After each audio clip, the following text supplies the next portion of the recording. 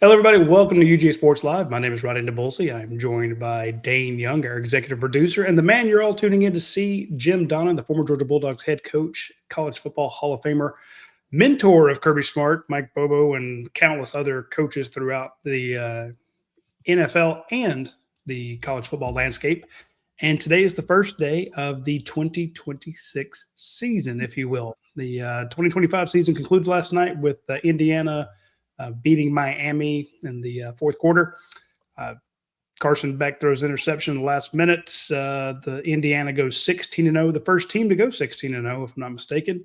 And Kirk Cignetti gets Indiana its first national championship.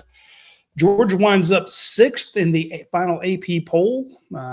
Ole Miss was third, and I want to get Coach's thoughts on that and kind of wrap up the 2025 season before we turn our eyes to 2026.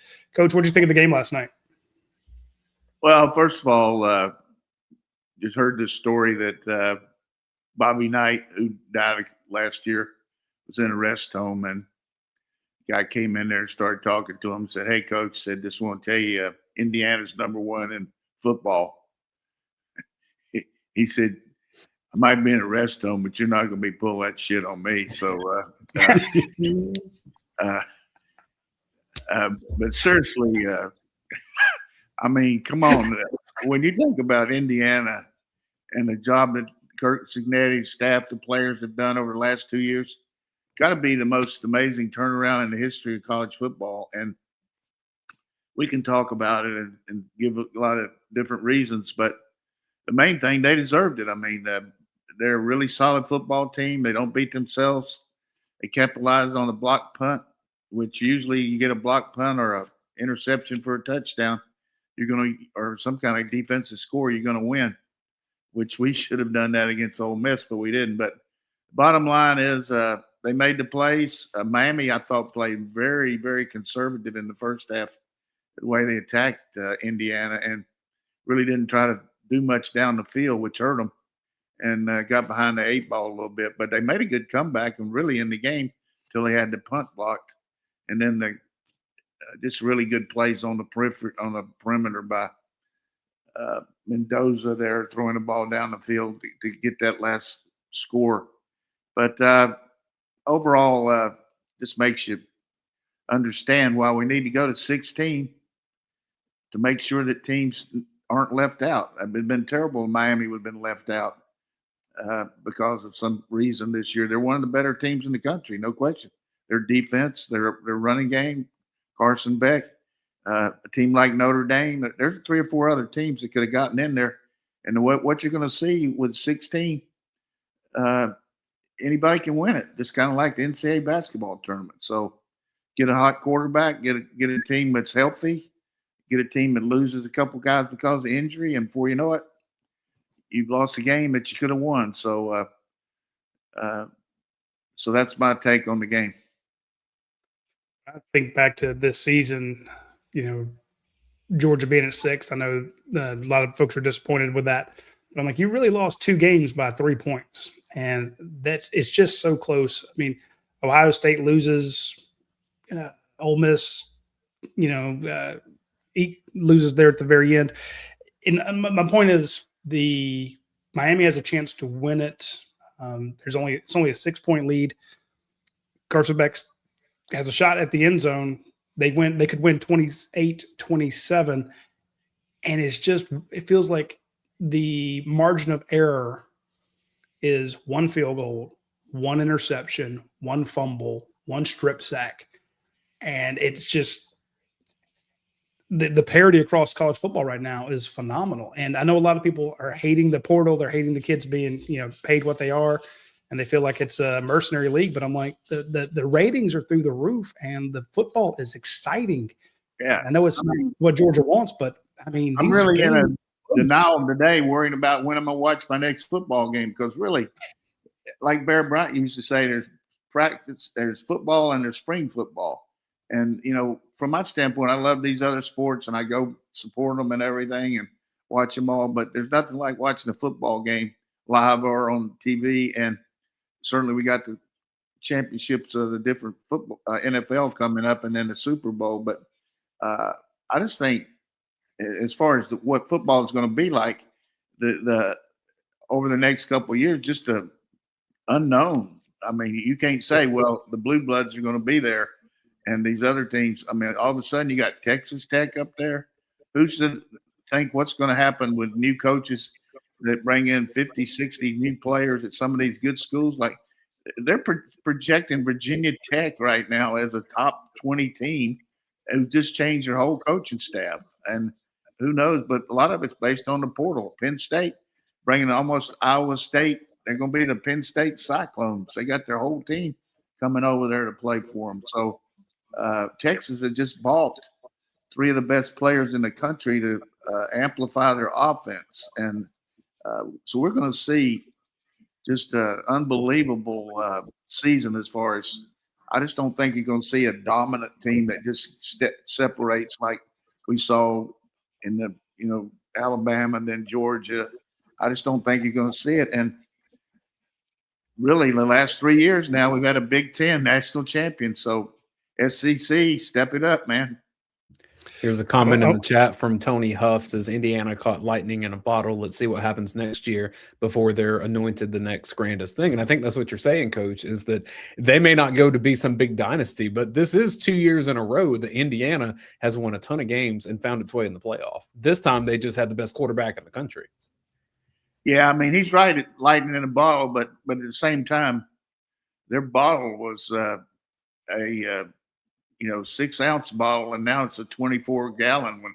I mean, this team really has got a lot of good elements and got solid coaching staff, and they're bringing in this quarterback from TCU who's really, Hoover did a really good job for them, and they picked up some guys around the country too, because it's kind of like when we were really rolling, and I think we still are, but you're looking at guys that want to come and be on a championship team. And if you're on a non-competitive team and you can get pretty good money, why not go to Indiana? Why don't, have a chance to shoot for it? And now you got a situation there with Kyle Whittingham at Michigan and Ohio State and Oregon. And they say that USC's roster next year, based on their recruiting and the money they spend in the portal, is going to be incredible too. So that Big Ten is going to be everybody knocking each other off too. And now all of a sudden you got a new Michigan State coach and Pat Fitzgerald who knows how to get players. And there's not a lot of lay down games in that league. I mean, and I think top to bottom, maybe they might have us right now when you look at how, not that they're weak, but Auburn, Arkansas, some of these teams are just not near as what they were as far as being competitive. I'm looking at that top 25. Tulane, 18. James Madison, 19. Iowa, 17. Virginia, 16. What a turnaround they had. Vandy, 15. And I know we almost think, oh, well, of course, Vandy's up there. They've had 2 good years. But remember, this is Vandy, ranked 15th in the nation at the final polls there. Navy, Houston, North Texas. Just to your point, it's now it's wide open. And I know a lot of people, especially, I mean, the Blue Bloods like Georgia and Alabama, we're mad at that. But nationwide, people like it. So what does Georgia do to get back on top? Too, Roddy, the parallel you can draw between Vandy and Indiana, they both brought in a significant amount of players from another team. New Mexico State and their quarterback came there and really fortified that team. And the same thing for Indiana. James Madison, he brought like 16 or 17 players from a playoff 1AA team. And this year, their schedule was a lot tougher than it was last year. But last year, their schedule helped them more than maybe their team. And they kind of got that momentum going and built it up and then picked up Mendoza, which without question was the coup of the year, because you can just see the guy is he's got everything you want. He's a pro quarterback and took some really tough shots there in the first half. I don't know what those officials were doing, but man, those were some shots he took. All right, so with the spreading out of talent, as we discussed, and the fact that teams like you mentioned USC, Texas Tech, they can go out and buy the players. Georgia, like I said, was right there. You barely lose 2 games, and one of them, you got knocked out the playoffs and the Sugar Bowl. With the margins of error so thin, and other teams able to build their by their staffs, by their roster, how do you win it all in 2026? Well, I think we're on the way right away just because of comparing to last year, the retention level that we have. We talked about the first show of the year. I was worried about our depth, the number of guys on our defense are playing for other teams around the country, and the significance of some of the really good players that we lost off our roster. And I was encouraged by how we got some guys like Branch to come in, and I was hoping our safeties would be significant to help us. But you look how we struggled all year in the back end on defense and got better. And then at the end, we had a guy knocked out of the game because of a targeting and a safety situation hurt us. But this year, we've lost, and I projected we were going to lose a lot more, but Kirby did a great job of keeping, to me, the right players. So the significant losses are the guys that went pro, which we pretty much figured that Allen would go and Branch, but then all of a sudden Freeling goes, so and Miller. So those are 4 starters that are going to be hard to replace. But I do feel like that our retention is going to help us. Plus the freshmen that we got coming in, plus the portal, and people are talking about, well, I don't know if we have any playmakers and things like that. Who knows? I know Kirby knows his roster, and from my perspective, our roster is a lot more solid going into 27 than it was 26. Plus our schedule, we got Florida and Atlanta. We got Oklahoma here, and we don't have to play Texas. Our schedule is tough, but it's not like it was last year, in my opinion. And we got a very established quarterback with some guys behind him that are going to push him too. So good receivers, good backs. We helped our backfield. Helped our defense. We got the kicker coming back. We got a good punter. I feel we're going to be right in the race myself. I agree with you 100%. And you know me, Coach, I am notoriously pessimistic. But I'm looking at this 2026 squad, and I'm like, all those guys who were first-year starters this year, Gabe Harris, Quintavious Johnson, Gunnar Stockton, Ellis Robinson, DeMello Jones, Elijah Griffin, Juan Gaston, Dontrell Glover, Drew Bobo. This is the first year starting for a lot of these guys. You lost, 10 players to the NFL draft last year?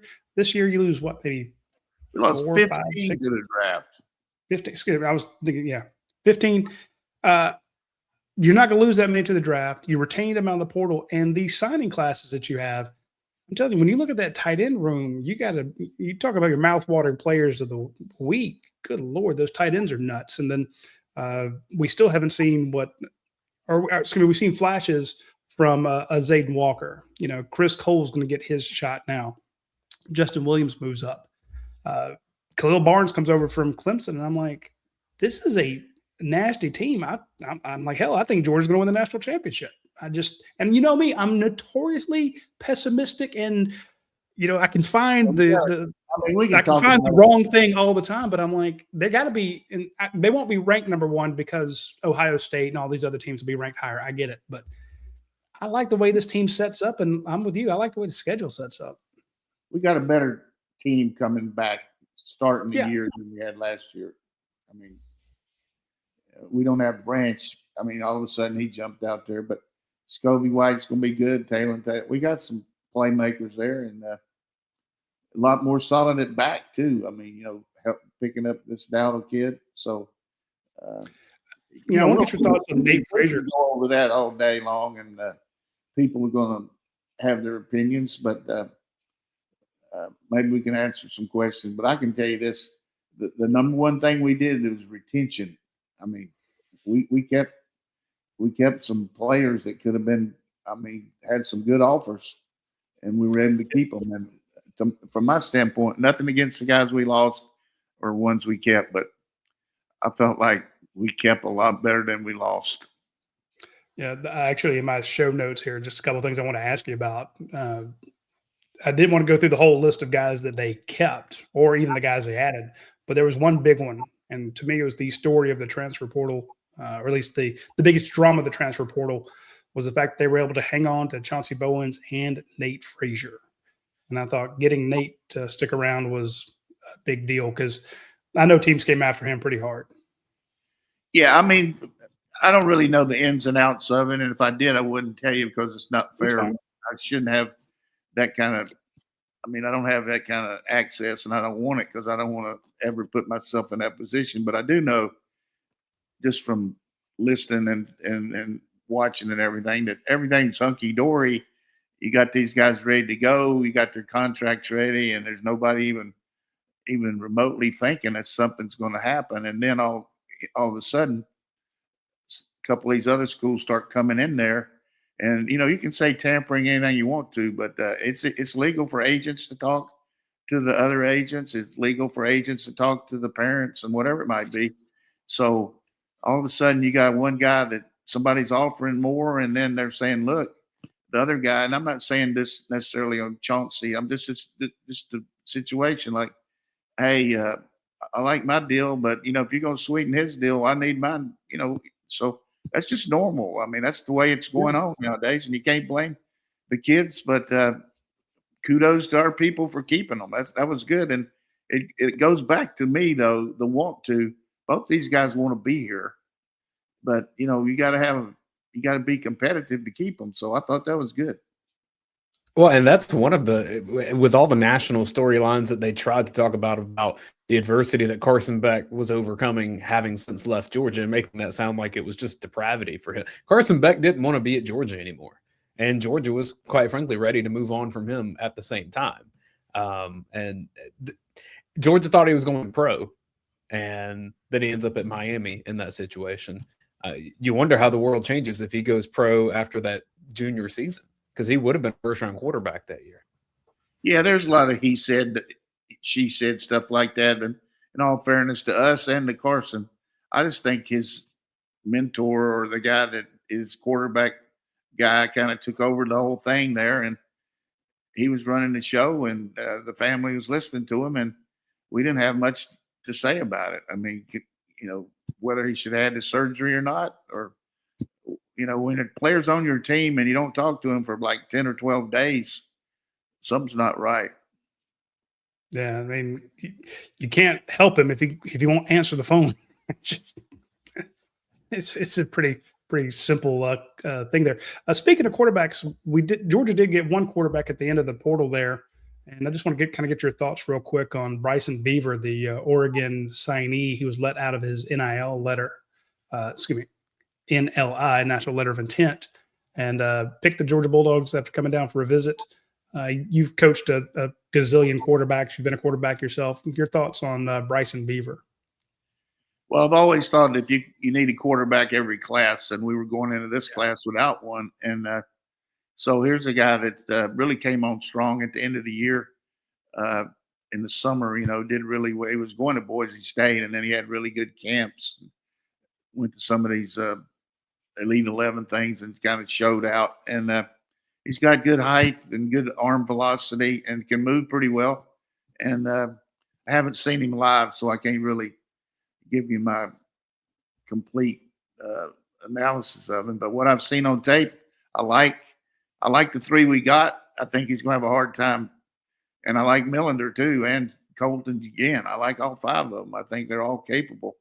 But what we got to see is how he fits in when he gets here and learns the system and all that. But he gives you somebody that you can develop, and but I don't think he's any threat to take over anything over these other guys at this point, just because the system and everything involved, and he just hadn't had the timeline here. But good move by us, I thought. Well, we've got a bunch of questions especially there's some in the comments there. So if you want to get a question answered by Coach, go ahead and pop it in. We'll put it at the next in line. But I want to mention our friends over at Athens Ford real quick. They have some fantastic specials going on right now. Off the 2026, not the 2025, 2026 Ford Explorer, you can get up to $6,000 off. And they still have some 2025s left. It is January. They didn't sell out of all of them. They have the 2025 Ford Mustang GT for up to $10,000 off. The 2025 Ford Expedition, if you want the big one, up to $6,000 off. Of course, the best-selling truck in the world, or at least in the United States, Ford F-150 XLT, up to $15,000 off MSRP, or 3.9% financing for 72 months.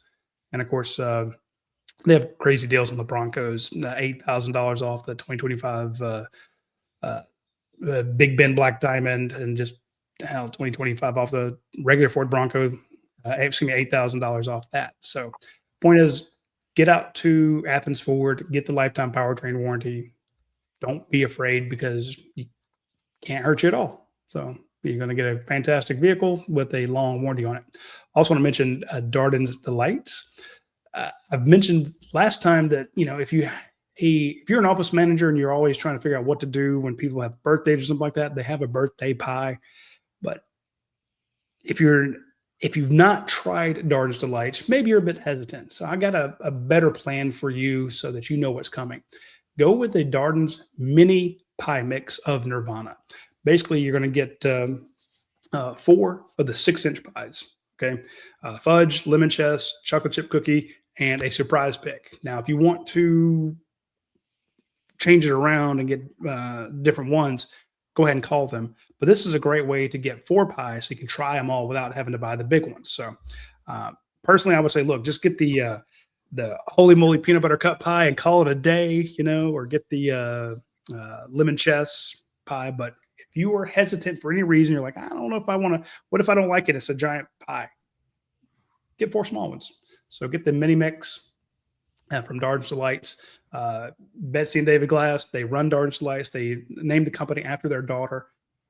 Some of the proceeds from Darden's Delights go to help children with developmental disabilities, like Miss Darden herself. So you will not only be supporting fellow Georgia fans, but you will also be getting fantastic pies to go to a great cause.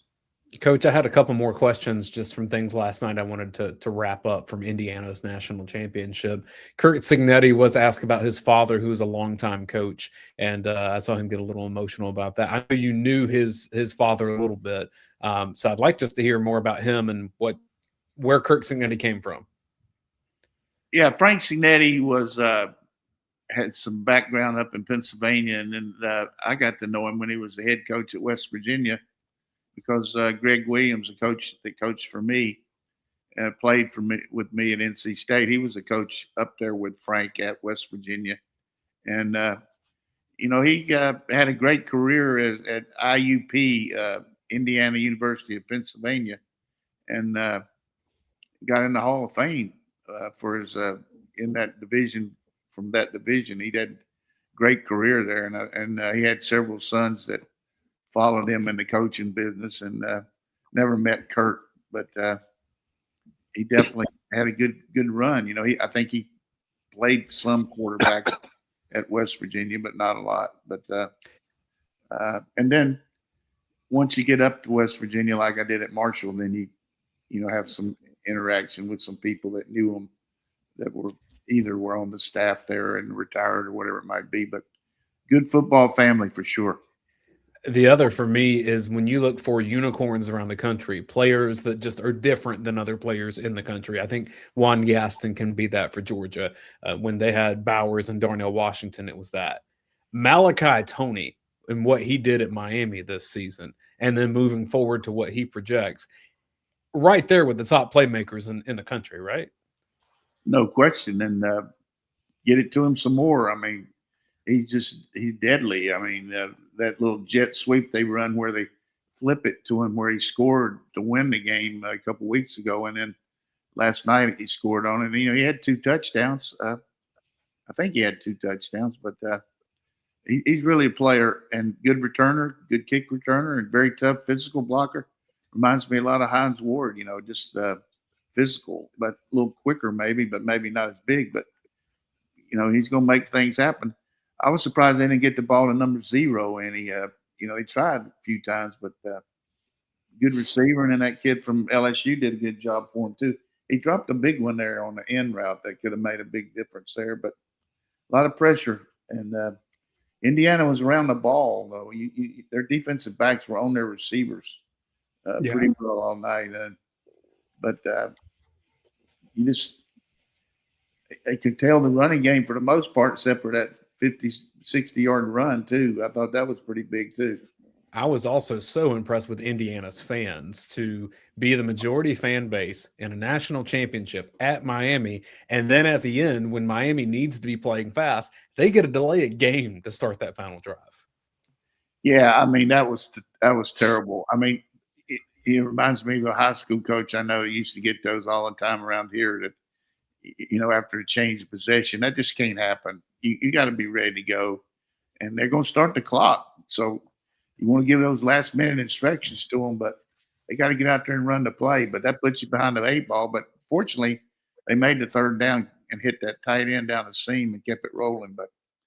But Indiana fans, you can imagine. I mean, they've been in the doldrums for all these years. I remember just one thing when I went out to Kansas State and they'd lost 20 straight Big 8 games, and we won 4 the first year. I mean, it's like these people couldn't do enough for us. I was used to winning on a pretty good level, and we still didn't have a winning record that year, but we turned it around. But fans, just any kind of success is when you hadn't had any, when you've been beaten down for so long, you just got to remember, if you're in Indiana, wherever you live in Indiana, or you're an Indiana alumni and you're saying, our team's playing for the national championship, my ass is going, because I don't know if I'm going again. So I don't care if it's $4,000 a seat or what, I'm going, which I don't blame you. I mean, it's a bucket list thing. National championship game is nothing like it. Get so many good memories and bad, but just the thrill of playing in that game, coaching in that game is just, you just can't really get it across to people that you can say, I'm the national champion. I mean, that's a heck of a thing to be able to say. I'm with you 100%. Questions here. Oh, sorry, I didn't see you talking. Go ahead. No, I was thinking, I remember we did a story about the prices for those tickets in Indianapolis and how many people came up to that game. And then it's like, hey, it's going to be in LA. People flock to LA. I mean, if your team's playing for the title, it's, hey, look, your kids have a college fund, but there's also a thing called student loans. They can take out a student loan like you did. We're going to go watch our team play for the title. Everything's relative. I mean, seriously, you gotta take care of tomorrow and all that and plan for it. But it's a lifetime experience. Go for it. Amen. This question from John Lang over on Facebook. Coach, what confused Carson Beck on the interception? He had to see the middle high safety. Yeah, he did, but the corner's the one that intercepted it. Yeah, well, he's saying that allowed the corner to break off on that and play underneath. Well, that's probably what happened. He didn't see the safety, but I don't think that plays based on the safety as much as the corner. If the corner is, if he's head up on you when you get ready to throw the ball, you throw it and let him go and see if he can go get it. And he was head up with him. I think he let him a little bit too much to the inside though. But if he's staying, I'm leaving him, and if he's leaving, I'm staying. That's about how you get the back shoulder. So that's the way I look at it. But just an underthrown ball a little bit. But it just felt like he missed the throw. What? I just felt like he missed the throw. Just felt like he underthrew it. That's what I said. It's underthrown. Yeah. It was, he didn't get enough juice on it. He did tell reporters after that his ears were ringing after the game. He took that hard hit and got the late hit from Indiana. I had wondered if he was shaken up from that a little bit and maybe that adjusted. Could have been, and certainly. But a lot of times when a guy's that open, you try to guide it a little bit, try to get it in there, because he had him a couple steps early. But it was and there's nothing wrong with taking shots, but it's at that point you're on the 50-yard line or close to 50. I think I'm going to keep throwing underneath the 0. I mean, to 10 and see what he can do with it. And I think we saw in this college football playoff 5 kicks hit off the upright. One last night. You saw an extra point that hit and went in last night too for Indiana. So Yeah, those are magnetic goal. I mean, they're tracking the ball. I've never seen that many. This question comes from Gary Holt. Coach, are we thinking that Georgia will keep its coaching staff? Why are other schools, are they trying to recruit Georgia's coaches? Yeah, I mean, it's usually the time that you get the changes in coaches are right after the bowl games or the championship games or right after signing date, which is February the whatever 2nd or something like that. So I would say, and then there's always a chance with all these pro staffs changing like they have that maybe somebody could, because of the prior knowledge of somebody that's on our staff, we could lose somebody like, our assistant offensive line coach or John Lilly, guys that have pro backgrounds. But I don't foresee anything at this point. If they were going to happen, it probably would have happened already. Well, also when they say, why don't we hear about, other teams coming after your coaches, those reports don't always get out because you reach out to the guy's agent and say, hey, would he be interested in coming to Michigan? We need a tight ends coach, or we need a offensive coordinator, or we need a secondary coach for the secondary. And the agent talks to the coach and, the guy he represents and says, hey, Michigan's reaching out. And the Georgia coach says, nah, I got no interest in it. So that doesn't happen because there's no job offer. It's just an inquiry. And if they turn down the inquiry, then where's the report? It doesn't leak out because Michigan doesn't want it out there to look like they got turned down.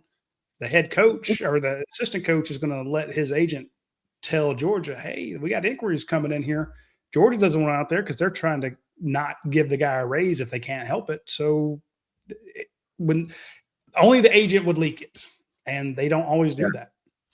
Here's the thing, and everybody worries about. I shouldn't say everybody. People maybe don't understand the nuances of it. We've got a slick head coach here.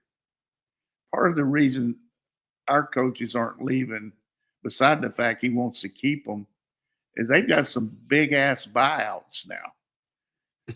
I mean, these people, if you want to come get one of our coaches, you better be ready to pay him, and you better be ready to pay his buyout too. And there's not many college teams going to do that for an assistant coach. Maybe a pro does, but these guys are lucky to have, and we've got a great staff, and they're lucky to have a job here. But at the same time, Kirby protects his interests here now. I think it's smart. So you're aware of that, aren't you, Roddy, that these guys have big buyouts? I knew that one of them did, but I didn't realize they all did. That's impressive. I mean, well, if you think about the people that have left, most honestly, it's not who I thought it was. I thought only Glenn Schumann had the buyout. Most have gone to be head coaches when they leave Georgia. You don't see many lateral moves. You can do that, but I don't know the extent of what the buyouts are, but I can tell you, we've had some guys offered jobs other places that were good jobs, and something that they might really have considered, but push comes to shove, nobody's going to be paying. Most of our guys are 800,000 plus, aren't they? Yes. And so it's going to take $1 million plus to get them. Plus they got to pay 2 or 3 year buyout of 800,000. That's $1.5 million, $1.6 million. So you're going to take an assistant coach for $3 million? I mean, I don't see it. No. Coach, I know over the next couple of months, that's when Georgia does a lot of research of just what's happening in the sport, in pros and in college, and you just learn as much as you can, and Kirby Smart is right there in the middle of it.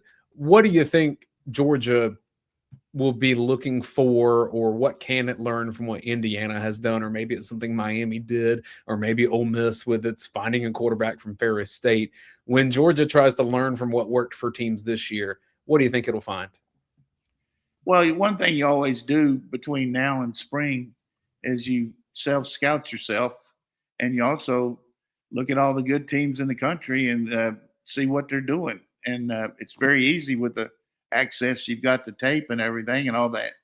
the analysts you have, and you just build up an arsenal of tape to look at of what the good teams are doing and how it works, and also look at the teams in our league that what they did well and what hurt them, and then you start scouting your teams you got to play for next year, and look at their not only what they did, but you got to look at their personnel, and you can't necessarily look at their personnel because some of them have gone and left, but you got some new guys coming in transfer, so you scout them too. You got to look at them on tape and get an idea of what they can do, particularly these first games. So a lot of film and tape study between now and spring, and then the other thing you want to do is indoctrinate your new guys into the system. So I know, for instance, like we got I don't know, Roddy can say maybe 4 or 5 offensive linemen, and I was honestly just looking that up exactly because I was like, how many? I couldn't remember. I thought it was at least 4. But you got a guy like Stacy Searles on the road the next 3 weeks. All these coaches on the road going to see juniors and sophomores, and Kirby's out. But you got people like Warren Erickson and different younger coaches. What they'll do is take these kids and spend some time with them 3 or 4 days a week, just teaching them the basic fundamentals of stance, cadence, plays, things like that. So they got a good idea outside the extra stuff that they're doing in the weight room and things like that. So there'll be some personal teaching of the system there, of the playbook. And same thing with receivers, quarterbacks. All that'll be good to get them ready to go for spring practice. 5 offensive linemen. So. Okay, well, Lauren will have them in there working them out.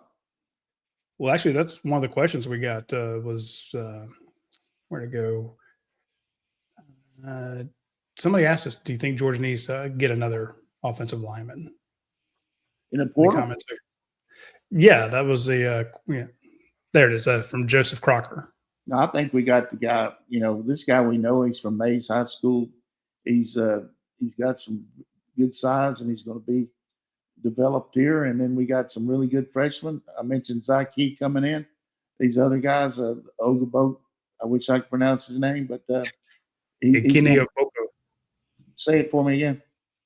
Ikine Ogboko. Oboko. Well, he's on my show, that's for sure. I like him. If a guy, you can watch him on YouTube, if a guy can get off the mat like he does and jump up and do a pass set, he's got a chance. And I love to see feet like that. I love to see explosion. And his brother's going to be a good player for us, too. He's already here, so good job. The transfer portal did close on Friday, but it is important to note that Indiana and Miami, the portal is still open because they just played. So maybe there's something there for teams around the country. Yeah, for instance, Fernando Mendoza's little brother is going to be transferring quarterback. Yeah, he's probably going to go to Tech. I hate to hear that, but I was talking to a friend of mine that knows Fernando and talking about his brother. But nothing wrong with him going to Tech. But I was hoping nothing wrong with Tech either, except I don't want him to go there. But he's a good player. But here's the point too about these kids. They just you got to remember, if the Friday night at 12 o'clock was the last time you could get in it, but you've got Saturday, Sunday, and Monday that nobody's in the office to clarify that these guys are in the portal at the different schools. So you're going to see some names today from Friday that we probably didn't know about. Yesterday was a holiday, so it doesn't count. And then you got the 5 days for these kids from Miami and Indiana. And I'm sure Indiana's telling their players, look, kind of like we do, hey, we want you back, or hey, we really don't have a lot of plans for you. Obviously, Mendoza sees this kid coming in from TCU, and they probably told him he's not going to get the shot that he thought he was. So, but I can't say that for sure.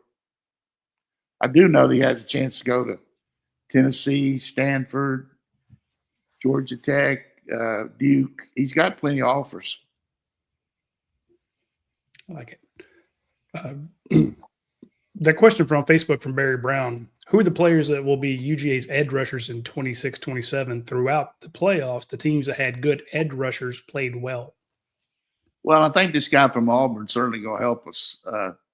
You look at the tape down after down. I mean, this guy, long arm, can get off the ball, good against the run. I think he'll be there. You mentioned both the Harris and Johnson will be back having a year in the system. And then we used Cole and Williams on the edge some too. And then Ogboto. I mean, all these guys he's more of an inside guy, I guess. But it's an issue that the last couple of years it hasn't been as good as it has been. But, of course, those guys are first-round draft choices are the ones that were doing so well for us. I wonder where Dayne Wilson's going. Has anybody heard? I have not. Also, did we ever find out where Chris Jones wound up? Maybe. I haven't heard of him. I thought it was a northern school for Chris Jones. Yeah, I remember seeing towards the end of the year Zayden Walker coming on big, and you still have Isaiah Gibson, waiting to, and that true freshman from North Oconee. Yeah, we'll be okay there. Boston College. BC, eh? Yeah. The only objective sports fan, a very good supporter of our show. There it is. Here's a question from the dog vent for you, Coach. How close were you to taking the UNC job in the late 90s? Close. And, I knew the answer to that one. And it was more because some of the things that I was told were going to happen here hadn't happened, and leveraged it a little bit. But in the end, I just couldn't tell my players that I could leave. I really couldn't. That's what it got down to. But I don't want to rehash what happened here before because nobody wants to know that. But it's just I got a question. I did take a cut coming from Marshall to Georgia, which is hard to believe, but hard to believe a guy could make more money at Marshall than he does at Georgia. But so that next year when the Carolina offered me, I finally started getting paid what the job was. Nice. I did get a question last night on Twitter. They asked me to ask you. It was right after the you saw was a Miami kid caught the ball like the 3-yard line instead of like you always say, plant your heels on the 10 and let it go over your head. And then the punt. See that pained expression? Yeah, I mean, that was the first punt of the game. God, I couldn't believe it. That was number 10 too. Yeah, folks, if you're listening to the podcast, it looked like somebody just punched Coach Donnan in the stomach. The way he's grimacing there, thinking about it, and then the punt is blocked. And the first question I got after a bunch of people said, "Hey, weekly tweet about special teams," was, "What does Coach Donnan always say about special teams?" Yeah, 1 out of every 6 plays. But, you put your feet on the 10, and if you move backwards, you let the ball go. That's all it is to it. No matter how much you think you can do or how good it looks, let the ball hit. And more times than not, it's going to roll in the end zone. And it's 20 yards. And when you're not making many first downs like Miami, that's incredible. So just the little things that Indiana did that Miami didn't. And the preponderance of stupid penalties that Miami made throughout the game were just too much. And in the end, Indiana made a really bad penalty, second one on 11, and they get it. Don't put all these guys in motion and shift and everything when you got a chance to make a first down. Just go for it, man. And they offensive tackles move and they lose 5 yards. Agreed. Bread Pitt says that Damon Wilson's visiting Miami today. Who is? Sense. He said Damon Wilson.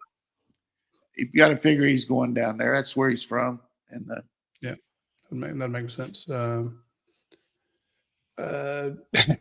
Exactly what we're talking about. Gary Holt says, "Tell Coach to get stocked up on supplies for the big storm that's coming." Yeah, I mean, I'm day to day, man. I didn't even have any idea about that. I was just glad to see the sun today, but Yeah. from the standpoint of good weather. But I guess it does look bad. My son Yeah. Todd was saying going to get some bad weather out in Oklahoma. He's supposed to go on a trip this weekend, and he's going to have to leave a little earlier just because the weather's going to be so bad. Well, safe travels to him. R. Scott wants to know, do you guys feel like our defensive back room will blossom? This is also the worst tackling team we've had in a while. Well, I sure hope it will, because that was an issue for us last year, and we got better at it. We didn't tackle well against Ole Miss, missed some tackles, but I think that'll be important, really point of emphasis for our team, spring and fall, and see how these guys can fit in. I mean, instead of having Malachi Starks back there, or we had some guys that weren't Malachi Starks. I mean, Yeah. so Hell, they weren't Dan Jackson. no, I mean, not many are, but we missed a lot of tackles. Yeah. I just think the emergence of Ellis Robinson was really strong for Georgia. And if you get the other safety spot right, Georgia was chasing at that all year long. If they can find something more helpful there, maybe it's Khalil Barnes, maybe it's someone else that's on the roster. That's got to be a key to the offseason. Yeah, I think you're looking at this secondary being Barnes, Bolden, Dinkins, DeMello, and Robinson. And he brought this guy, Gentry Williams, in as an extra corner, and it's kind of a trade-off. He tried to keep, the kid that went to Ohio State, but bottom line, you can't pay a guy as much as they're offering him, and he's a backup here, and you can't promise him playing time because these other two guys are playing ahead of him, and he doesn't promise them that anyhow. But it hurt us losing Kelly because he's an established corner, but you got one in Gentry Williams. If he can stay healthy, he's had shoulder issues, but he's a big-time corner. And, one of the biggest issues that nobody's talked about injury-wise is Fitzpatrick being hurt coming in here is huge because he's a difference maker defensive back. We were counting on him to come in here and jump in like Ellis Robinson did. And with a ACL, it's going to be hard for him to be ready. I don't know if it in particular was an ACL or whatever it was, but I thought so. You got a guy like him now. He's just a special player, and he's his brother. And you see this in go back to our history, guys like whoever it might be, whether it's Kamari Lassiter or KJ Bolden or Ellis Robinson these guys you hear about, and Ellis didn't take over that first year like you thought, but he hurt his shoulder and was able to redshirt. But named the number one defensive back in the nation as a freshman corner this year. That's pretty strong. Yeah, I'm with you there. I like this question from Theron Chapman Jr. With not much experience at wide receiver, do you think we'll have a good passing game, or will we become a heavy running team? You lost 5 of your top 6 pass catchers, Coach. You added Isaiah Canyon out of the portal, but you that's a lot of production to lose to the wide receiver spot, and you got your backs and you got your offensive line. Does Georgia become a ground and pound team? I hope so. When you can run it and you can stop the run and keep the other team off the field and run play action passes with our tight ends, there's not many people in the country. If you just go these 3 numbers, 7, 9, and 10, you got Lucky, Barbour, and Williams. There are not 3 tight ends like that in any room. Might be 1. But those 3 guys right there, and then you got Riddell and Heinrich, you got this pro throw guy coming up. So the play action game is going to be great because the running game is going to be good. I don't apologize for having a great running game. I think I'd a whole lot rather have that than these teams that are running the spread offense and throwing it all over the yard. They're not winning on a level that you need to. You look at Indiana last night, they won that game because they could run and they could throw the RPOs and they had just enough drop back passing, and they had a really good defense and good kicking game. I promise you, Miami wanted Indiana to drop back, pass more, and let those edge guys get after the quarterback. But the timing of it didn't allow it. Yeah, you can't. That pass rush they got more pressure in the first half than the other two teams did combined in 8 quarters. I'm with you there. Coach, there was one play in particular. I think it was in the fourth quarter. They needed a first down to extend the drive, and I thought of you immediately because they did a motion left, and they let Fernando Mendoza roll out with it, and Miami did not adjust to the motion at all. And every time I sat beside you in a watch-along show, and you say, get the quarterback in motion, it just helps him stay in rhythm. And he didn't go scramble for 60 yards. All he did was run left with the line, with the blocking, and he had a wide-open receiver, and I think he got 8 yards out of it. Yeah, and what they did, they were in three by one, and they brought the number 2 guy in motion like he was going across all the way across the formation. And then at the last second, when the ball was snapped, he stopped and came back out in the flat. And then the receiver that was the inside receiver now occupied the nickel with an inside release, and the nickel turned on him. And when he did that, the guy coming back in motion on that JoJo motion. So it'd be a guy like right here, he's going across and then he stops and comes back out the other way. And they timed it perfectly. And right when he cleared the end tackle area and went in the flat, that nickel turned his back and he's wide open. Big first down. And the thing you want to do, if you absolutely got to have a first down, you got to be able to launch the ball. So the safest thing to do is move your quarterback, and that's what they did, and that kept things rolling for them. That was a good call. Speaking of good calls, on quarterback draw, which we didn't have the watch-along show, but during the timeout, I texted a couple of my buddies. I said, I promise you they're not going to throw the ball here. He's going to run some kind of quarterback run. And I'm not saying I was right just because, but I just – had that feel like I'm coaching. Look, we got to get something out of this. They're going to be looking for this, and they blocked the heck out of it. And he made a Herculean effort on it too. I mean, it was a great play by Fernando. It was definitely he dove into the end zone. Everyone's like, "There's his Heisman moment." I'm like, he's had Heisman moments all year long. It's just a hey, this kid, that Heisman jinx like that Smith guy had against Florida when Ohio State played him and Urban won his first championship. I mean, this guy, wow.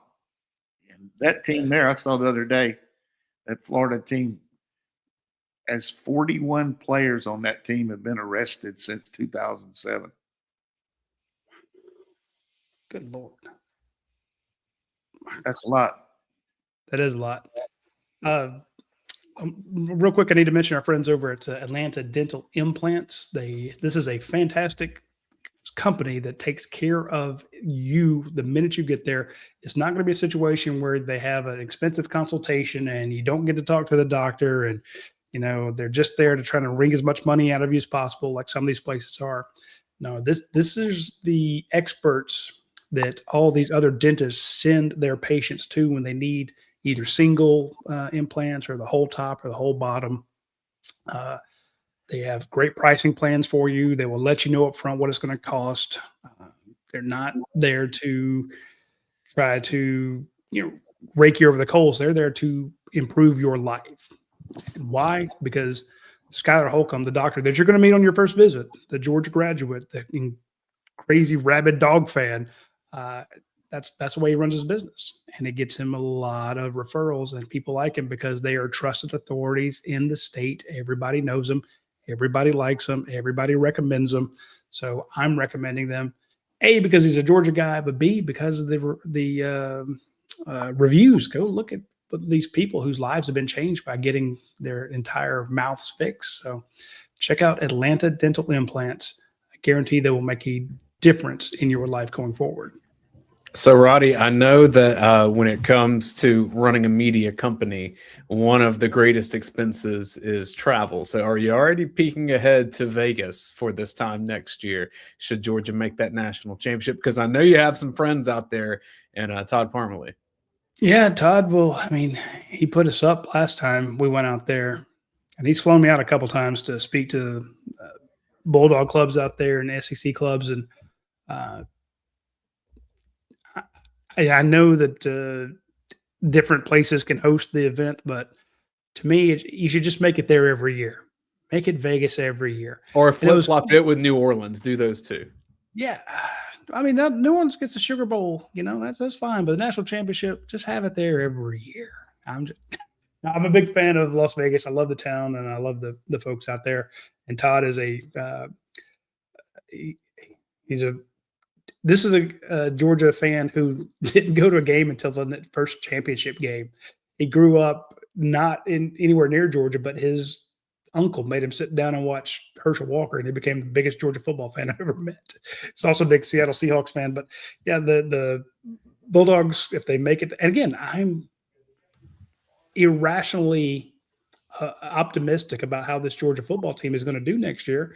And I know when you look at the transfer portal and you see how Texas Tech and Ohio State and some of these other teams did, and they went out and got these crazy players, and Miami's going to add a bunch more. I'm like, I'll still take Georgia's roster against anybody's. It's going to be loaded, and it's going to be a year more mature. They overachieved this year. I know people don't want to hear that, but I said it was a rebuilding year, not a reloading year. And then all of a sudden, when Georgia's beating the brakes off everybody, and I'm like, yeah, they're winning, but remember, look at the first half of these games.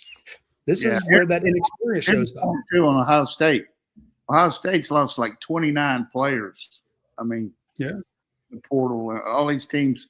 So it's going to be fun. That's why we'll talk all about it, but I'd a whole lot rather have an established team that you know what you got, and the guys have been part of your culture, and you don't have to kiss their butt because they're new guy coming in. Not that you got to do that but you know what I'm saying. The guys here know what's expected, and we haven't gotten the next win, that's for sure. But we have had pretty good run here the last 8 or 9 years for sure. Well, the 2026 offseason begins today. And I always find that this part between now and spring ball feels like it goes pretty quickly. Now, between spring and fall ball, that's when it feels like it's a slog to get there. So, Roddy, I think the dog vent will be packed with updates as we head into spring practice and roster management season. Yeah. And also playoff expansion could be happening because those discussions happen now too. Yeah, and I used to say this about incoming recruits when I was coaching, where there's a tendency to talk a lot more about them than the guys you got. Man, I tell you, look at our roster, guys on our team. I mean, seriously, Juan, Gas, and is anybody, if you got 10 minutes today, I don't know if it's on YouTube or Google, just Google Elijah Griffin and watch that sucker play a few plays and think about Carter. I mean, that's what you think about. I mean, he's that kind of player, or Lance Williams, or Frazier, Gontrell, Glover. Gaston. These are different. Yeah, I mean, I know a lot of people were disappointed that they didn't get Trey Richardson and they didn't go after Caden Lee. And I'm like, you got a kid by the name of Talon Taylor who's a 5-star who missed most of the season because he got injured. I'm like, that just give him a minute. And they're like, oh well, we lost Zach Branch. I'm like, yeah, you got this kid named Sokovie White Helton. Sokovie's serious, So again, Mr. Pessimistic is ridiculously optimistic because I'm like, right. I've seen who you got coming back. Well, here's again, year 2 with Gunnar Stockton. Come on. You got this 85 thing now, and it's 105 on the numbers, and just about everybody now is on scholarship, and you gotta use your numbers accordingly, and you can't make exceptions and say, well, we're going to have 15 receivers and 8 another position and come up short of that other position because you're trying to chase one guy. Now, certainly we tried to get Coleman for sure, but we were out of the ball game on it. Just would knock everything out of the kilter with everything else we had. But But I just think that people need to understand that, particularly people who are in business, you have a budget and you have a system in place, and you just can't change the whole system and make an exception for one player and change everything. Now, occasionally you have to move things around a little bit, but we've been pretty good, except the guys we missed on last year. We've been pretty good in the portal now.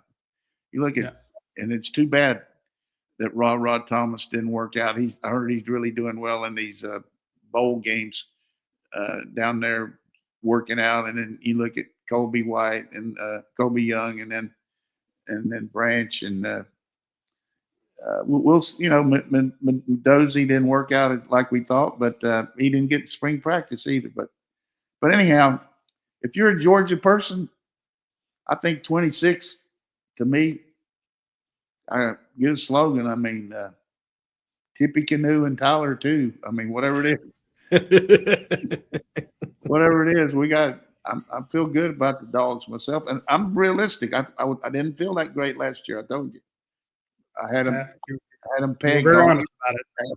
But I'm as close to being James Brown as I've been in the last 3 years here. There we go. All right, folks. We're going to wrap the show with that. One last joke here, because I wanted to tell it when I came on, but it's I got to share with my friends here. So this guy had gone down to South America on this business trip, and they were staying in this luxury resort. And all of a sudden, they had a temporary earthquake there that became a really bad one and demolished the whole hotel. So people are out there, and you got first responders, you got people in the hotel, everybody just looking for everybody and picking up rubble and checking things out. And I hear this faint voice that said, "Hey, this is Ronnie. This is Ronnie." And one of his friends goes up to the first responder and said, "Yeah, he's my friend." And they said, "Ronnie, is that you? Is that you, Ronnie?" He said, "Yes, it's Ronnie." He says, "Where are you?" He said, "I'm still in room 239.